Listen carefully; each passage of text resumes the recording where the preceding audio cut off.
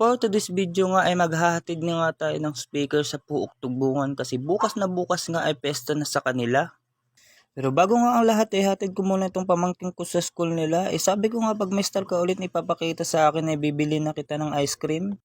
Kaya dali-dali na nga kami sumakay kaso ang problema bumuon yung gulong sa buhangin. Ibababa nga sana ako kaso hawak ko din yung isa kong pamangkin. Buti na lang nga ay malakas tumulak yung asawa ng kuya ko. Kaya nga nandito na nga kami sa school ng pamangkin ko.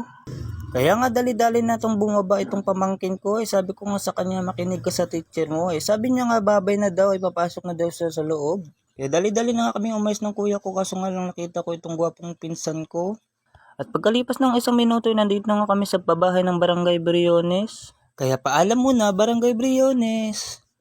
At pagkalipas ng ilang segundo ay nandito na nga tayo sa Barangay Mabilo Kalibo. Ang mga ilang minuto na lang ay malapit na tayo sa Puok Tugbungan.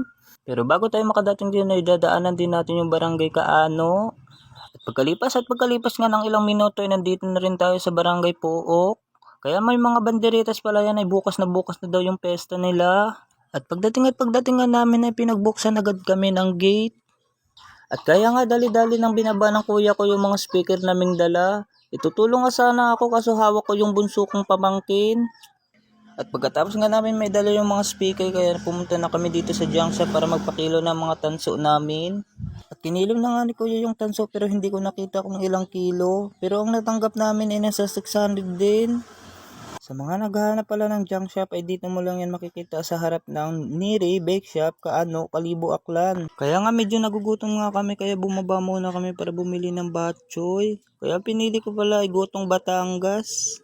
At pagkapasok ko nga ay wala pang mga customer. Bali nga pinatake out lang namin yung batchoy naming binili para doon na lang kami kakain sa bahay. Kaya bago nga kami umuwi, chinik muna namin yung gasolinahan kaso nga lang konti na lang. At buti na nga lang ay may malapit ditong gasolinahan.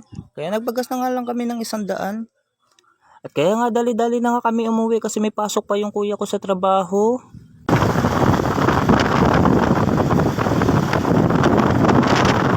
At pagkalipas nga ng ilang minuto ay nandito na nga tayo sa ating Barangay Briones. Kaya hanggang dito na lang po muna yung video natin. Huwag niyo sanang kalimutan i-share and i-like. Thank you.